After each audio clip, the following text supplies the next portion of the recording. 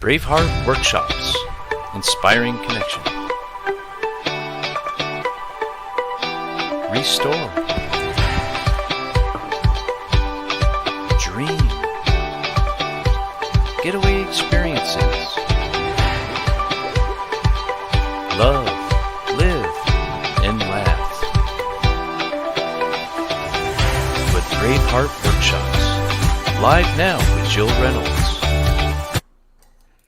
The Connection Show. Restore, renew, and reconnect in community. Sponsored by Braveheart Workshops, live with Jill Reynolds.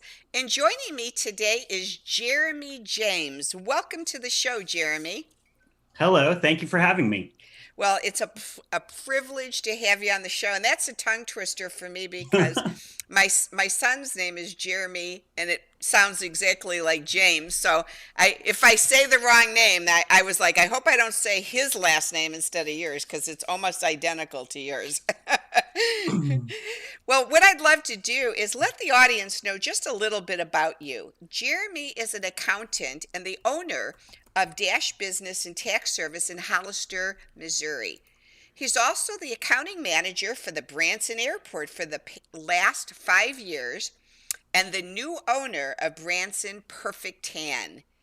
Dash Business and Tax focuses on providing a small business and individuals with bookkeeping, payroll, taxes, and other financial services. Jeremy believes in giving small businesses and individuals the knowledge and service needed for a price that is affordable. As an owner of Branson Perfect Tan in these trying times, Jeremy has worked hard to provide Branson with the highest level of professionalism and service possible while maintaining the safe sanitary environments that the salon has always provided. Jeremy has had a passion for the tanning industry for the last 8 years, and he tries to educate the clients and the public on the benefits of indoor and airbrush tanning. So both of those. And I always get my tan before I go to my Caribbean islands when I'm ready to vacation, Jeremy. So thank you. That is always a good plan. It is a good sunburn once you get there. Yes. So take us on this journey. I love on my show, Jeremy, it's called The Connection Show. So I love connecting dots and to help the audience to know how Jeremy became who Jeremy is today. Would you take us on that journey in your life as a child of what it was like growing up and how you became the person you are today? Well, I grew up in, my later years in high school and everything in Albuquerque, New Mexico. I have family that lives in the Branson area. So I spent any free time that I was out of school in the Branson area. And my dream job was to work for Silver Dollar City because I had a passion for hospitality. And all through high school, I was working in the pizza industry, basically tossing pizzas and making salads and all of that stuff. So had the food service down. And so I thought maybe you wanted to work at Silver Dollar City because you wanted to go on roller coasters every day. No, I love the whole hospitality food. And then I also love the theater. And so every person out there gets to be a character. And so I thought that was the perfect mesh of everything that I wanted to do. So moved out here and worked there for a few years. And then in the off season, one of my friends offered me a job as a overnight auditor for one of the hotels. Mm-hmm. And found out that I loved doing all of the tedious numbers and finding the mysteries and trying to figure out, how did this happen and how do I fix it and all of that stuff. And so that kind of led me down the path into accounting. The only thing you probably noticed, though, that I would envision is working at Silver Dollar in the hospitality industry. You're amongst thousands and hundreds of thousands of customers, and a night auditor, it's just you. Yeah. It's very lonely as a night auditor. Yes, it is, and it is very quiet. But yeah, it kind of it reflected both sides of my personality that, I can do the in the office by myself, and then also the out in the public with a lot of people. And that's kind of what I do now with both my tax business and then the salon is, I'm on both ends of the spectrum with those. So So you're at the hotel industry because I come from the hotel industry. I was a director of sales at Holiday Inns, Expresses, and Crown Plazas in Chicago, as well as a general manager at Comfort Inn in Chicago. So I definitely know about revenue management.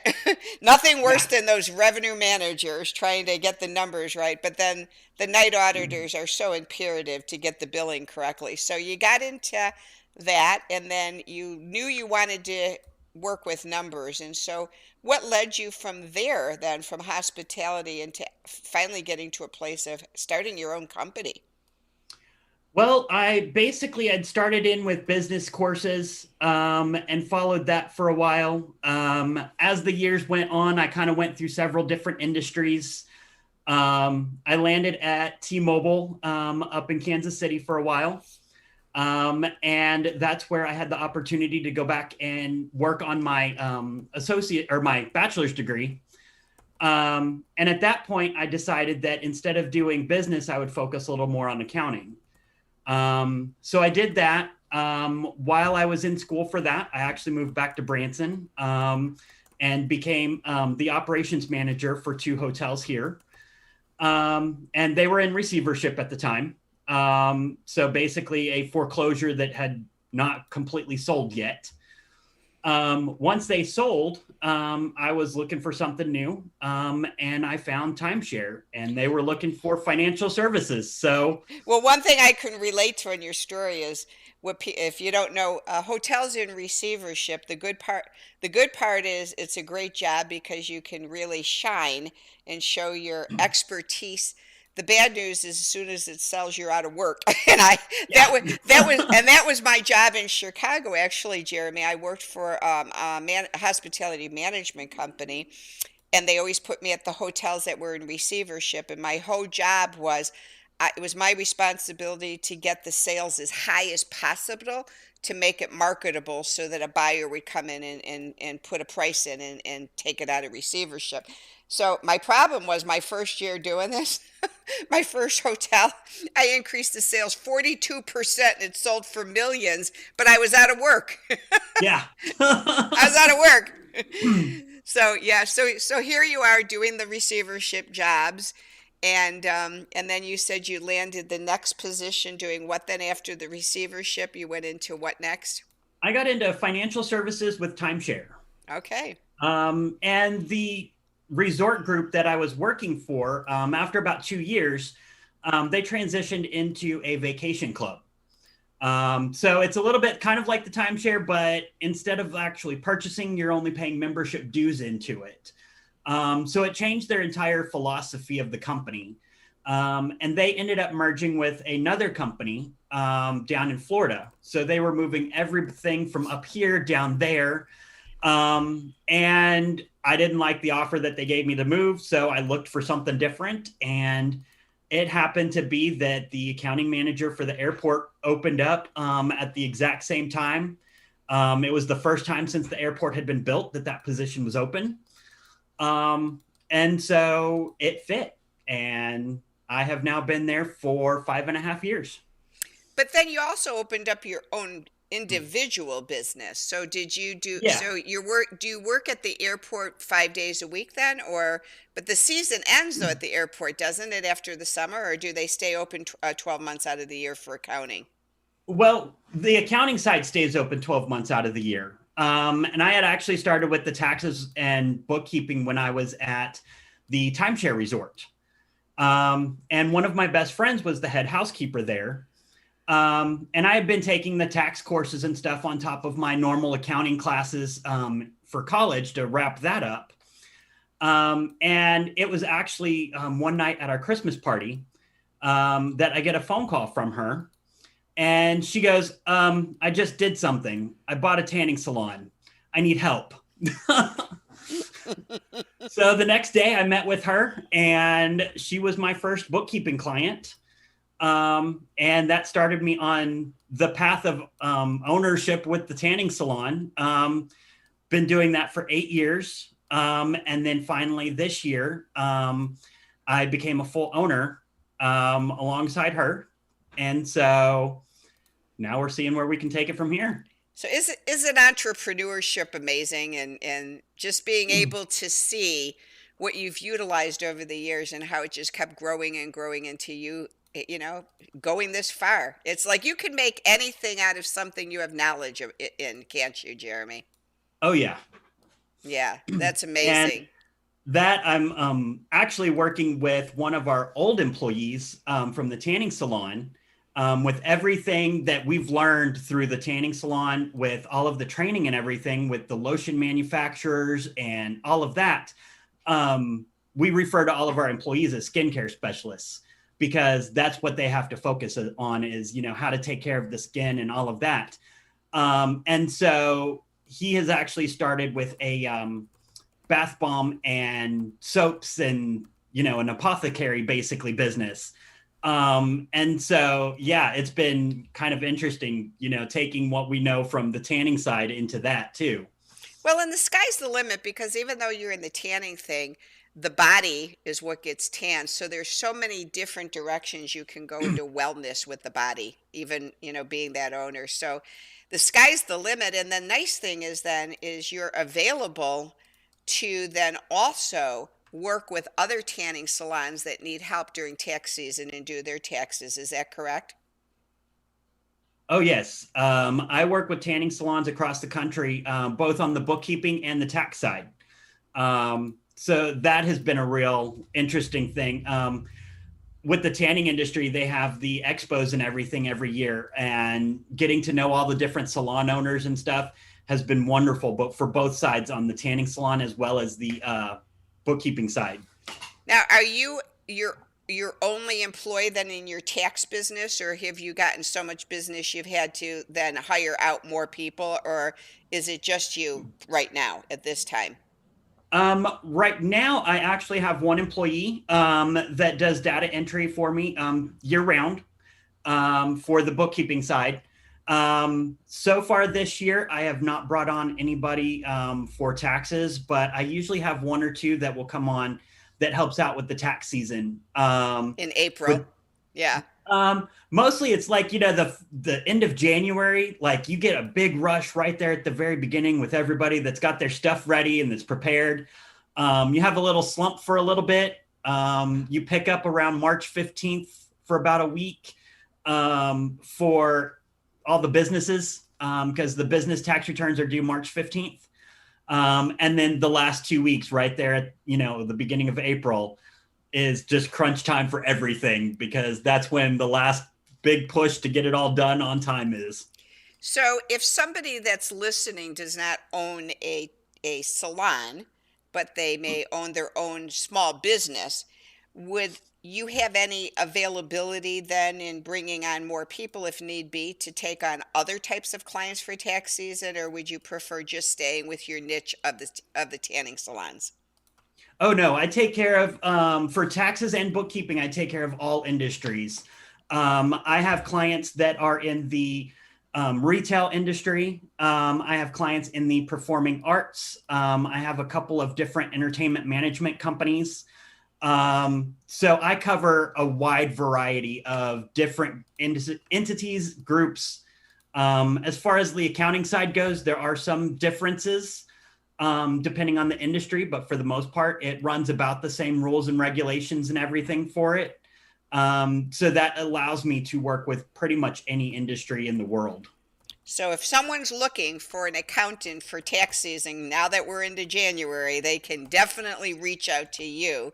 And if you are once, especially now, once the borders open again, when they do, and people can travel, and you want to get that base tan before you go and get a sunburnt, it's the tanning salons that are the perfect place. But if you like to get tans all year round, that's the place to do it. And the airbrushing Talk about the airbrushing a bit of what the differential is with airbrushing versus the beds.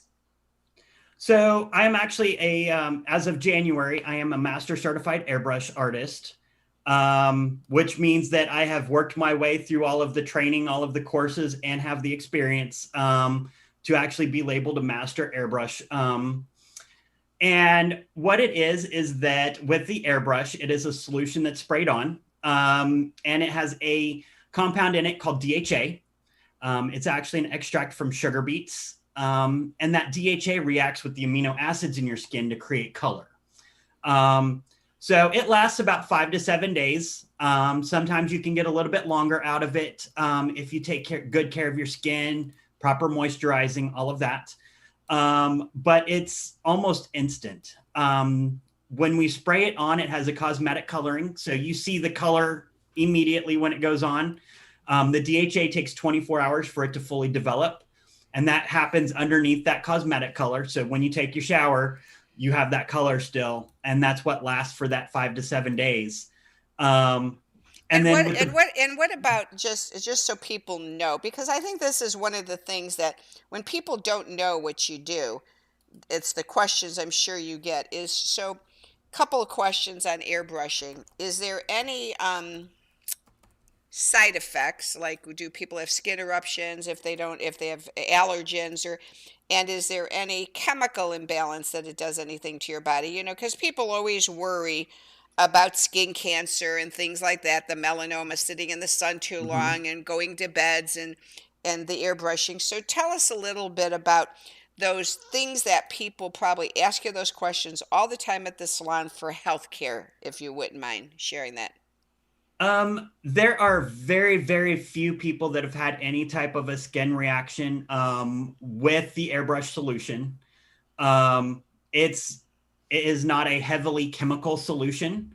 So you don't have a lot of those chemical reactions in there. As far as the coloring and stuff, like back in the day, you used to, if you got like the spray tan or anything like that, it would come out orange. And that was basically just the type of solution that was being done at the time. The formulas now and the colorings that are mixed in with that, essentially it's almost impossible to go orange with them. Now, if you are on medications, there are some medications that will interact with that because they change the pH balancing of your body to the point that when that amino acid reaction happens, it does have some, weird side effects on the colors and stuff. So what types of medication that if you're on, you should probably stay away from the airbrushing then, I guess I would say. With that, there's a lot of different ones, and it also depends on the person as to how it actually reacts with them. It tends to be some of the antibiotics will have an effect.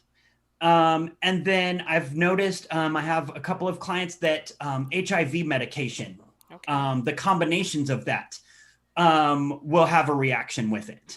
Okay. And how about the beds then? Let's talk about the beds. And so what's the safety on the beds for someone that maybe has not done tanning before, and what do they have to be aware of?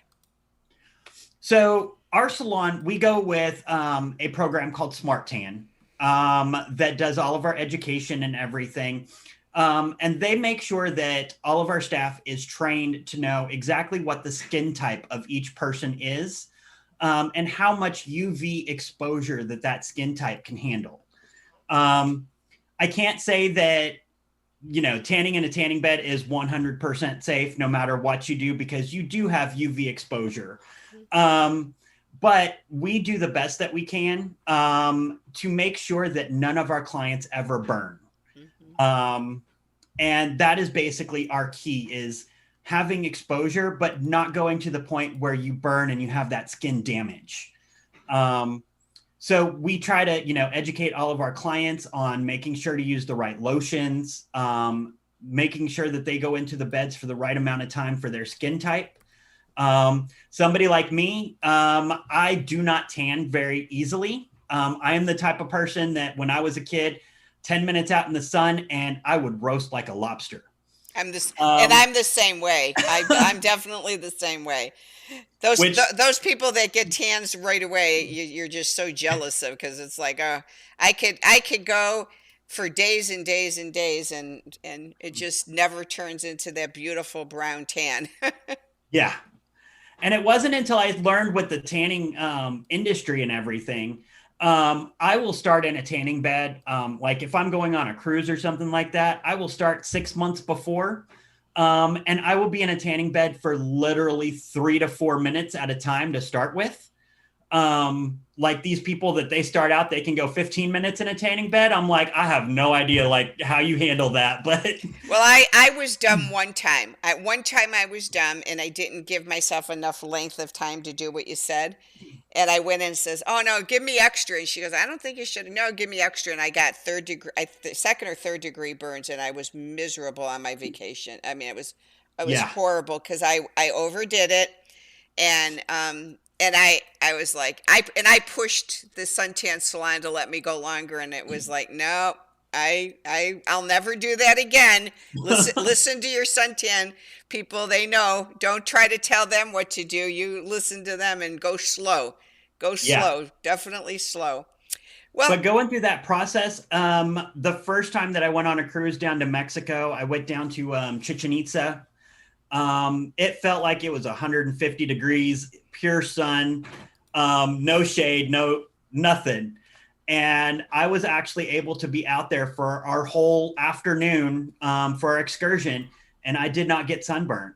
And that's the big thing, is that you avoid getting that sunburn, and you got that base yeah, because you planned it, like you said, 6 months in advance to protect yourself. So on the connection show, Jeremy, at the beginning you heard me say restore, renew, and reconnect in community. So what I like to do with my guest is ask you, on the word restore in the dictionary, restore means to bring back to a previous situation or to reinstate something in your life. What would you like to restore in your life or your business in 2021? um, pretty much, I would like to restore our businesses in full. Um, No restrictions. right. I mean, 2020 has been a rough year for both businesses and both industries, um, especially with the salon. I mean, we are not seeing people that normally we would have seen on a daily basis.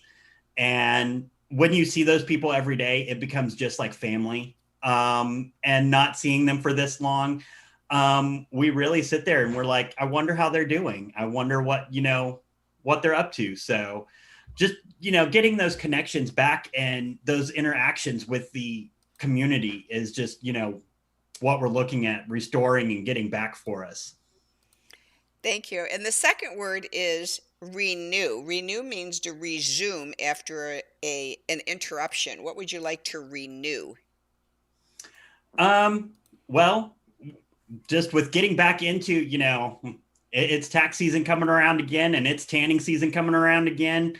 Um, just getting back to that busy time. Yeah. With COVID, it has slowed us down for everything. And just getting back into that swing of being busy and active and just, that's our fun time. Yeah. And that's just renewing and knowing you can make decisions. I mean, I was going to do a life conference in February here in Branson, and was promoting it for 2 months, 14-hour days, 7 days a week. And we just made a decision this morning to cancel it because we only sold 10 tickets. So I was like, oh man, all that work. And it's like, oh, so it's just, you don't know what to plan. It's very hard to make plans because you just don't know what the next day is going to prevail. The next word is reconnect, which kind of goes hand in hand with what you said. To reconnect means to reestablish a bond of communication or emotions. Is there something besides what we shared that you'd like to reconnect on in 2021? Pretty much that's it. Just reconnecting with the community and with our clients. And I mean, like I said, they're just like family. So Mhm. we're kind of missing them with everything that's going on. Just like regular families and being in isolation and everything. Hopefully in 2021, we can just reconnect with, our families and our community. And go on vacations. Yes. Go on vacation. I want to go back to Aruba. Well, I had planned for my 5-year wedding anniversary this year. We were planning on a 10-day cruise in Australia. And that right now is kind of pending because we don't know what's happening. Australia right now, their entire borders are closed. So nobody's getting in or out. Well, and the hard part, it's sometimes you can go, but then to know that you have to quarantine for 14 days before you can return to work, that's the difficult. Who can afford to be out of work for 14 days for quarantine and then you're 7 to 10 or 14 days on vacation? It's like, no, it's just impossible. Yeah. It's impossible to do both.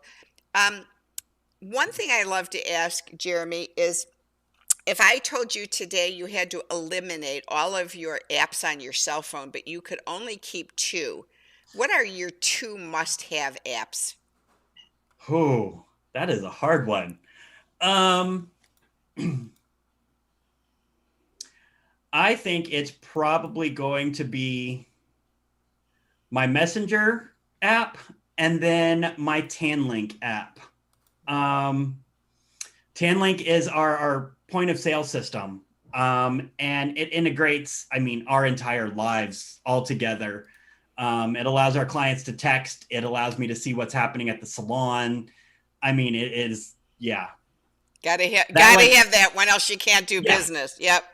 Yeah. That I am in that app more than anything, just with, not only my staff, but also our clients and keeping up. So yeah. For the schedules and everything. 2.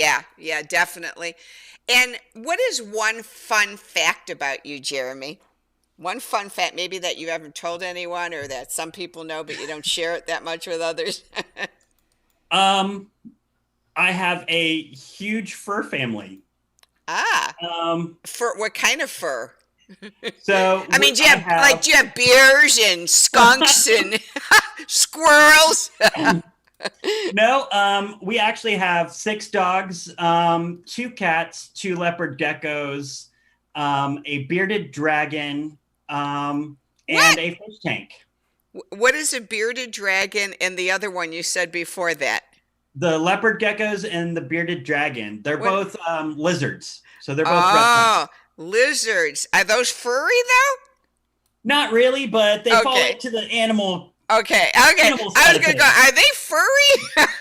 I didn't know lizards were furry, but that's okay. So you're real animal critter lovers. Yes.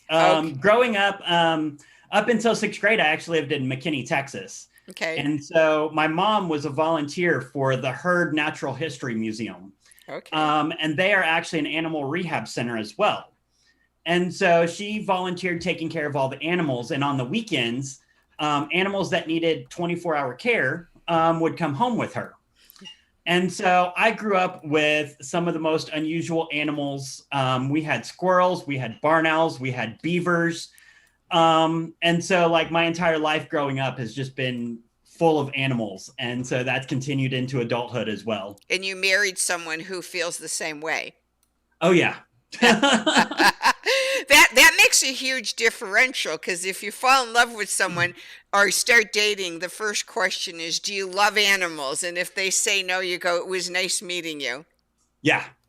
One of the early on dates was going to the Humane Society. So that worked out well. And unfortunately, I live on the opposite end of you. When I started dating my husband years ago, I had to ask him if something ever got serious, would it be okay with him that we never had animals? Because my son Jeremy, at, oh gosh, I think it was at 2 years old, he started having asthma.